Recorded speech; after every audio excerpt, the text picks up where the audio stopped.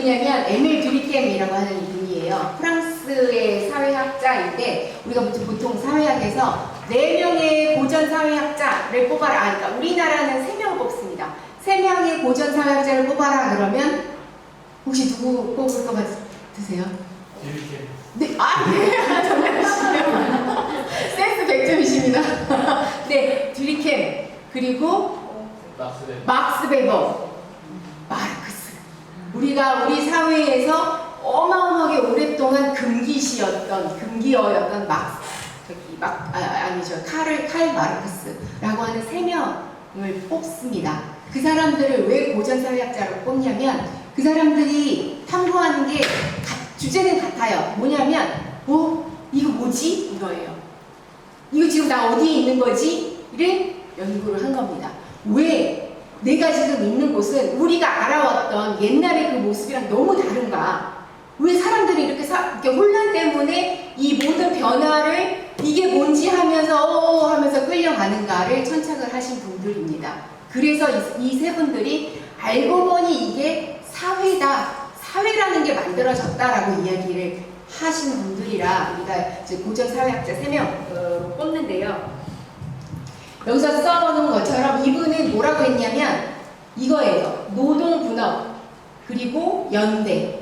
사회를 이야기할 때 노동분업과 연대를 이야기합니다. 어떻게 이야기하는지 제가 간단하게 그림으로 설명을 드릴게요. 이게 이제 뭐 영어로 되어 있긴 한데 이게 뭐냐면 이 네모난 거요. 기계적 연대라고 합니다.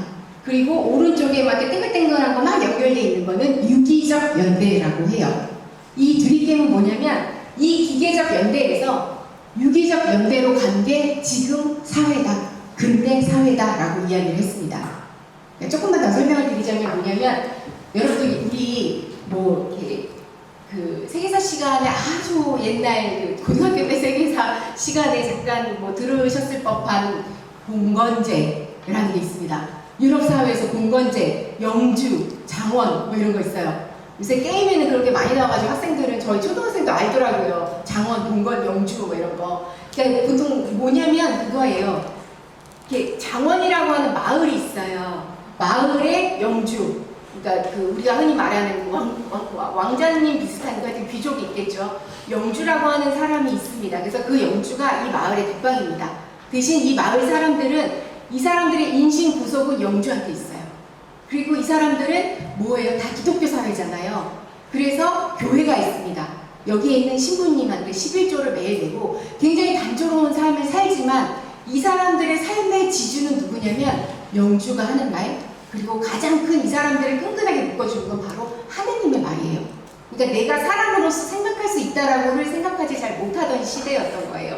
하나님의 말이 이겁니다. 일요일마다 가면 이제 성직자가 막 너의 죄를 사하노라 그래서 막 고해성사하게 하고 그러면서 너는 하느님의 말씀으로 살아라 이런 식으로 막 얘기를 한단 말이에요. 그래서 이 사람들은 자기의 각자의 역할, 각자의 생각 이런 게 굳이 필요하지 않아요. 같이 농경사회니까 같이 농사 짓고 농사 지는 거 같이 나눠 먹고 그리고 일요일이면 교회 가고 그런 삶을 사는 거예요. 그런 사람들은 이 하느님의 말씀이라고 하는 것 그리고 영주가 만들어 놓은 장원이라고 하는 공간적인 틀이라고 하는 집합의식이 있는 거예요. 하나, 우리는 하나라고 하는 것. 굳이 내가 여기서 뭔가를 막 내 역할이 뭔지 막 고민하고 내가 누구지? 나는 어디고 나는 여긴 어디고 나는 누구 막 이런 고민을 할 필요가 없습니다. 그러면 이런 집합의식은 그래 우린 장원 우리 같은 장원의 영주를 바라보고 같이 하느님을 믿는 우리 사람들인 거예요. 예컨대 우리 옛날로 말을 치자면 뭐 혈연 공동체 같은 거죠. 굉장히 끈끈해요. 이게 바로 기계적인 연대였다는 거예요. 도시의 공기는 자유를 준다라고 하는 표현이 있어요. 이게 이제 독일어에서 나온 건데 제가 그 독일어를 엄청 열심히 외웠는데 절대 못 외우더라고요. 발음을. 그런데 그게 뭐냐면 이런 장원에서 우리 여러분도 혹시 옛날에 추노라고 하는 드라마 아시죠? 노비가 도망가면 잡아들이잖아요. 왜냐면 노비는 양반의 재산이었으니까. 여기도 그랬던 거예요. 장원에서 뭔가 일을 그르쳤어. 내지는 뭔가 조금 불만이 있어. 그럼 사람이 도망을 가요. 그러면 영주가 추노꾼을 동원해서 이 사람을 잡아들입니다.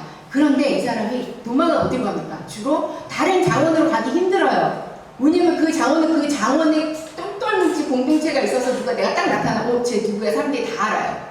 어디로 가냐면 도시로 가는 거예요. 누군가 내가 누군지 모르고 익명성이 보장되는 도시로 가는 겁니다. 그래서 만약에 이 사람이 장원에서 도시로 간 게 1년이 지났어요. 그러면 1년 다 하고 이제 이 사람이 없어졌다는 걸 안 이후부터 1년 하루가 되면 이 사람은 자유인 겁니다. 영주한테 나의 인신의 구속성이 없는 거예요. 그래서 중세시대에 도시 공기는 자유를 준다. 뭐 이런 이야기가 있었습니다. 그래서 만들어진 이제 도시가 조금씩 커서 중세시대는 도시가 장원보다 훨씬 작은 규모였는데 갑자기 여러 맥락들에 의해서 도시가 점점 좀 커지기 시작을 했어요. 사람들이 내가 누군지 모르는 사람들하고 다 있어요. 그리고 나는 여기서 도시에서 농사 짓지 않잖아요. 내가 먹고 살던 수단 다 없어졌습니다. 그리고 내가 알고 있었던 사람들이 아니에요. 내 주변에. 그냥 나는 자고 일어나면 농사 짓고 일요일날 교회 가고 그래는 내가 생각하지 않아도 그냥 삶을 따랐던 그런 생활이 없어졌습니다. 내가 누군지 내가 뭘 해야 되는지 스스로 정해야 되는 거예요. 그래서 이 드리겜이 말한 건 그래서 사회가 생겼다는 겁니다. 각자의 다양성이 누구는 빵을 팔고 빵을 만들고 누구는 옷을 만들고 누구는 집을 짓고 그죠?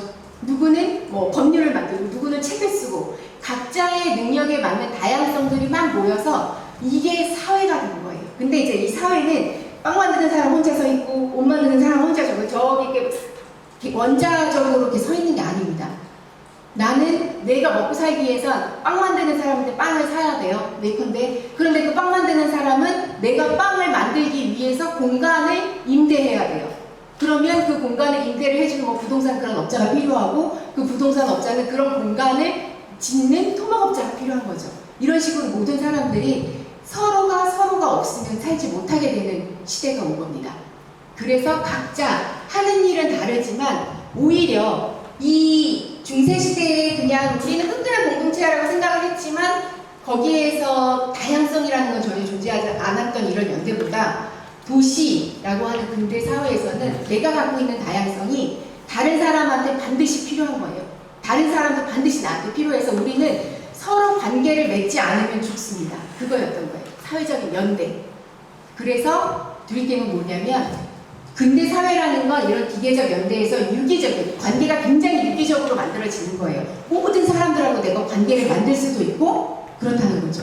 이 유기적 관계로 변환한 게 바로 근대 사회라는 거다 라고 하면서 이 연대라고 하는 게 바로 사회를 만들었다라고 이야기를 하는 겁니다.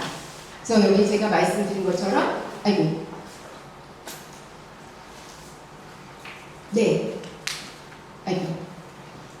기계적 연대가 유기적 연대로 갔는데 그런데 이 연대가 어떻게 만들어졌냐면 이거였어요. 노동 분업이에요. 각자 할 수 있는 일이 다르니까 분업을 통해서 사람들은 아주 끈끈이 긴밀하게 연대하고 있다라는 거였었습니다. 근데 여러분도 혹시 들어보셨죠? 아노미 상태 뭐 이런 게 있어요. 여러분들 자살이라고 하는 거는요 스스로 행하는 삶이지만 여러분들 많이 들어보셨겠지만 이거는 이제 사회적 타살이라고 많이 이야기하잖아요. 자살은 뭐냐면 사회적 관계를 극단적으로 끊어내는 겁니다. 내가 이 사람들하고 더 이상 관계를 맺을 이유가 없을 때 가장 극단적인 행위가 이제 자살로 들어가게 되는 거죠. 그래서 사람들이 이 중세에서 근대로 넘어오는 이 혼란의 시기에 내가 누군지도 모르겠고 나 그냥 가만히 있어도 우리 공동체로 껴주던 사람들도 없고 막 혼란스러운 거예요. 그래서 그 시기에 막 자살도 많이 늘어나고 그랬던 거예요. 그 시기를 연대가 바뀌는 그 전환기에 그걸 아노미라고 이야기를 합니다. 그러면 우리가 말씀을 나눠야 되는 사회적 처방해야 되겠죠. 그렇죠? 네. 이 사람을 개인을 사회로 끌어들여야 합니다. 사회로 데려가 너가 없으면 사회가 이루어지지 않아 라고 우리는 끊임없이 이야기를 해줘야 하는 거죠. 이거는 이 사회적 처방은 아마 여러분들 많이 들어보시고 영국에서는 고립부라는 게 만들어진 거 아시죠? 그래서 고립부 장관도 만들어지고 막 이렇게 해서 그 영상인데 시간이 없으니까 좀 넘어가고요. 사회적 처방도 제가 설명을 굳이 드리진 않겠습니다. 영국을 중심으로 사회적 처방의 핵심은 이거죠. 자원연대 실무자라고 하는 링크워커, 보통은 이제 GP라고 하는 일반 그 동네 진료소 주치 시스템인데요. 저도 영국에서 공부를 했습니다. 영국에서 석박사를 공부를 해서 거기서 이제 큰아이를 낳았는데 정말 임신, 출산, 그리고 출산 이후에 1년까지 모든 과정을 무료로, 저는 외국인이었는데 지금은 조금 제도가 바뀌었어요. 무료로 집으로 사람들이 일주일에 한 번씩, 2주일에 한 번씩 옵니다. 이거저거 가르쳐주고, 내가 뭐가 없어 그러면 아이가 젖을 못 먹어 그러면 유치기도 다 갖다주고, 왜냐면 몸을 움직이기가 힘드니까요. 그래서 제가 나를 사회의 구성원으로 받아주는구나 라고 굉장히 그때 당시 이제 감동했던 시스템이 있는데요.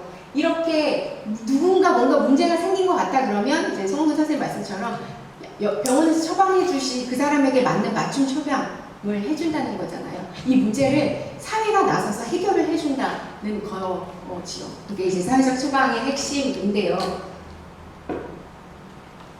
네, 이게 그쵸. 개인의 문제를 이런 링크워커를 통해서 각 지자체에서 각지 전문가들이 이 링크워커에게 이 개인의 문제를 이야기합니다. 그럼 개인 이 링크워커가 여러 가지 코스 이 사람을 이제 넣어주고 상담해주고 하는 거잖아요.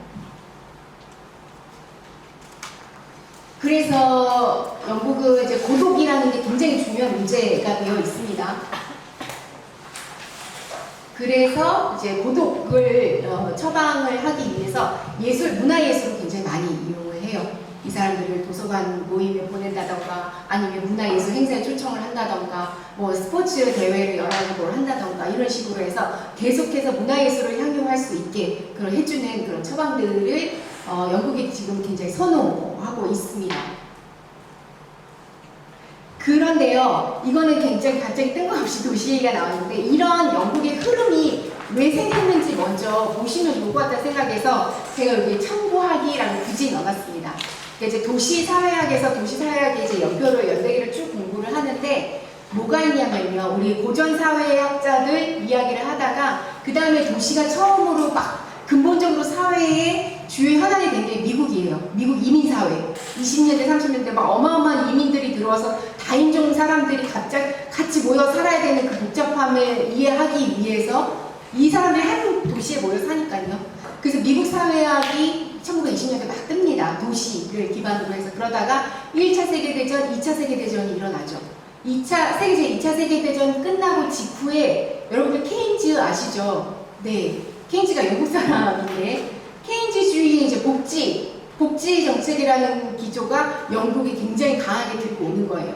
왜냐면 전쟁 때문에 독일의 그 공습을 집중적으로 받았던 곳이 영국이거든요. 그러니까 뭐 물리적인 인프라 다 무너진 거예요.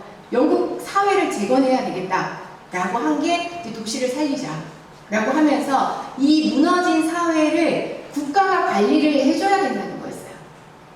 그 당시 이제 50년대에서 60년대까지 국가가 관리를 해줘야 되는데, 문제는 국가가 모든 개인의 민원을 다 해결해 줄 수 없잖아요. 그래서 국가가 가운데 누구를 설정하는 거예요. 가운데 누구를 설정하는 그 명칭이 바로 도시관리자라고 하는 사람들이에요. 이 도시관리자는 누구냐면 중앙기구공 아니고 지자체의 공무원 중에서도 사람들을 대면으로 하는 말단 공무원인, 민원인을 접수하는 그런 공무원들을 도시관리자라고 하는 역할을 부여합니다. 그래서 사람들이 도시 생활을 하면서 막 여러 민원들이 생기면 공무원한테 얘기를 하면, 이 공무원은 사적인 문제와 공적인 체계를 적절히 조율해서 이런 걸 알려주는 거예요. 당신 지금 집이 문제가 생겼군요. 어디 수리를 할 수 있는 어디를 알아봐 준다든가, 아니면 대출을 할 수 있는 무슨 기관을 알아준다든가, 이런 식으로 사람들을 그러니까 도시라고 하는 공간은 굉장히 유한한 자원을 어쩔 수 없습니다. 자원은 불평등하게 되기 마련이에요. 그 불평등하게 나와 있는 자원을 어떻게 해서든지 조금씩이라도 바꿔서 기울어진 운동장을 조금씩 세우는 역할을 도시 관리자에게 맡겼던 거예요. 이런 흐름이 영국에서 있었습니다. 그래서 제가 생각했을 때는 지금 예전에 그 도시 관리자는 우리가 지금 사회적 처방에서 얘기하는 링크워커와 같은 업무를 했던 거예요. 이런 사회적 맥락 때문에 영국에서 사회적 처방이라는 게 제일 먼저 나올 수 있었던 거죠. 혹시 부산시 사례를 제가 하나 가지고 왔습니다. 사회적 처방에서 부산시는 청년이, 부산이 특히 청년이 막 많은 도시는 아니에요. 그런데 청년 정책을 펴고자 굉장히 막 노력을 하는 도시이긴 합니다. 부산시가 지금 주목했던 청년들이 고립 은둔 청년들이었어요. 여기서 보시면 아시겠지만 청년이라고 하는 게 이제 나이적으로 18세에서 34세거든요. 은둔형 외톨이가 전체 청년 인구의 3.4%입니다. 3.4%밖에 안 돼라고 할 수 없는 수치이에요. 37만 명 이상이 은둔 고립 청년이라는 겁니다. 여기 은둔 고립이라고 하는 기준이 조사마다 조금 다릅니다. 그렇지만 가장 기본적인 은둔 고립의 조건은 이거예요. 사회적 지지 정도. 예컨대 이겁니다. 인생에서 중요한 문제에 대해 내 인생에서 중요한 문제를 조언해 줄 사람이 있는가? 필요할 때 돈을 빌릴 수 있는 사람이 있는가? 도움이 필요할 때 관련 정보를 얻을 수 있는 사람이 있는가? 이게 바로 사회적 지지입니다. 그런데 보시면 아시겠지만 없음에서 부족함이 완벽하게 많죠. 이게 바로 고립하고 은둔하는 사회로 가고 있다는 증거거든요. 그래서 이제 부산시는 고독하고, 제가 철자가 잘 못하네요. 고독, 은둔 청년을 사회랑 연결시키는 이제 사회적 처방 장치들을 마련을 합니다. 예컨대 공간을 매개로 하기도 하고요. 자원봉사은행, 그 다음에 이제 뭐 사회 재진입, 그 다음에 일자리 청년복지, 포용적 사회 분위기, 뭐 이런 것들을 시도를 하고 있어요. 예컨대 뭐냐면 공간을 만드는 거예요. 고립하고 은둔하는 청년들을 자꾸 밖으로 끌어내려고 하는 거예요. 공간. 그런데 이 공간들은 우리 사람들이 막 자유롭게 가는 카페 공간을 이 사람들은 부담스러워할 수 있어요. 아무리 저 사람이 나랑 이야기하지 않아도 서로 끼리끼리 모여서 담화를 나누고 있는 그 공간에 나 혼자 간다는 거에 대한 부담이 굉장히 크거든요. 이 사람들에게는 전이지대가 필요해요. 그러니까 약간 이게 쿠션 같은 거, 사회로 정상이라는 표현이 조금 이상하지만 사회로 진출을 하기 이전에 연습을 좀 해야 된단 말이에요. 그래서 이들한테 수다 카페 뭐 이런 공간을 조성을 해줘. 이들이 와서 이들만 수다를 떨 수 있는 그런 공간들을 여기저기 부산에서 지금 청년 공간들을 많이 만들어내고 있다는 겁니다. 근데 이거는 이제 영국에서 주로 많이 하는 건데, 공간적으로 이용했을 때 주변 지역에서 무슨 빅런치 같은 게 뭐 누군가 예컨대 그거 이제 여러분들 눈물의 여왕 끝났잖아요. 눈물의 여왕 맞나요? 네. 거기에서 우리 갑자기 이름이 저거였나? 남주 김수현이요. 김수현 서울대 법대 가면 누구 이장 아들 김수현 서울법대 입학 입학은 막 현수막 걸고 동네 사람들 잔치하잖아요. 그런 거예요. 누구 주변에 좋은 일 있으면 다 같이 밥 싸들고 와가지고 잔치하고 노는 거예요. 그러면 오늘 너무 즐거웠어 경험이. 그러면 그 사람들끼리 우리 그러면 다음에 또 만나자 약속을 하는 거예요. 이런 식으로 이제 빅런치라고 하는 공간이 있고, 내지는 이제 도서관 모임, 책 읽기 모임 그런 것들을 이제 많이 하기도 합니다. 그리고 자원봉사은행이라는 게 있어요. 학생들한테 이제 청년들에게 자원봉사하는 시스템을 불러드리는 거예요. 이 학생들은 제가 말씀드렸지만 매일의 근무를 수행하기는 아직 조금 힘들어요. 그러면 자원봉사를 통해서 굳이 내가 실수를 해도 갑자기 뭐 성과급이 갑자기 확 까지거나 그런 위험성 없이 실수를 해도 누구나 다 포용할 수 있는 자원봉사를 시작으로 사회에 일을 할 수 있게 해주는 겁니다. 그런데 여기서 중요한 건 자원봉사가 끝나는 게 아니라 은행이라는 거예요. 내가 자원봉사 한 만큼 적립하면 이 자원봉사 점수만큼 내가 뭐가 필요할 때 다른 사람한테 요청을 하면 그 사람들이 나한테 막 도움을 주는 그런 자원봉사 은행 시스템을 운영을 하고 있습니다. 그리고 여기서 이제 부산시에서 사회적 처방이라고 하는 걸 사회 재진입이라고 이야기를 해요. 그래서 지금 우리가 다 알고 있는 이런 훈련 프로그램, 봉사 연계, 공동체 활동 초대, 문화, 예술, 취미, 스포츠 이런 것들을 초대를 계속 하는 거예요. 사회로 연결을 시키는 거죠. 그런데 중요한 건 뭐냐면 우리는 그동안 청년 이야기를 할 때 저희 지역혁신 플랫폼도 그렇습니다. 저희 같이 인문사회 쪽에서는 그런 이야기가 조금 수위가 낮은데 다른 지역에서 다른 플랫폼에서 다 뭐냐면 취업이에요. 취업. 혁신 플랫폼이 얼마나 성공적이었냐면 숫자로 내놔라 이렇게 이야기를 해요. 그래서 모든 그 청년 정책이 일자리 창출에만 집중을 한단 말이에요. 그러면 사실상 양질의 일자리가 아니어도 그냥 월급만 받으면 다 되니까 막 밀어넣고 하는 우려도 위험도 있을 수 있습니다. 근데 우리는 일자리 창출 무조건 중요해요. 내가 내 스스로 벌어먹고 나를 벌어먹고 살게 할 수 있는 자원이잖아요. 그런데 그것 말고도 우리는 나를 살게 하는 건 돈만이 아니지 않습니까? 다른 것들을 운영을 해야 된다는 거예요. 그래서 서울시 같은 경우는 예컨대 반려식물. 당신 혼자가 아니야. 돌봐야 될 식물이 있어. 식물은 동물보다는 조금 더 접근이 수월하니까. 그리고 은둔 막 이런 것처럼 은둔 고수 막 띄워주는 거예요. 은둔도 스펙이야. 예컨대 너 몇 년 은둔했어? 그럼 나 자기 얘기만 해주고 내가 3년 동안 이제 한 명하고도 전화를 안 하고 막 이런 얘기를 하면서 은둔 고수 뭐 컨테스트 열고 이런 식으로 은둔이 하고 고립되는 게 사회적 문제가 아니라는 걸 사회적으로 계속 시그널을 보내는 포용사회를 만들고 있다는 겁니다. 그래서 한국에서 이거하고 비슷한 통합사례 관리 이 사업이라는 걸 했어요. 지금 사회적 처방은 국내에 굉장히 좀 확산되어 있는 상황은 아니고 이제 막 들어오기 시작. 여러분도 굉장히 선구자적인 공부를 하고 계시는 건데요. 통합사회 관리 사업을 통해서 경제 지원, 의료, 정서, 생활, 주거복지, 고용, 후원 연계, 희망콜 때때로 전화해가지고 이런 것들을 다 진행을 하고 있습니다.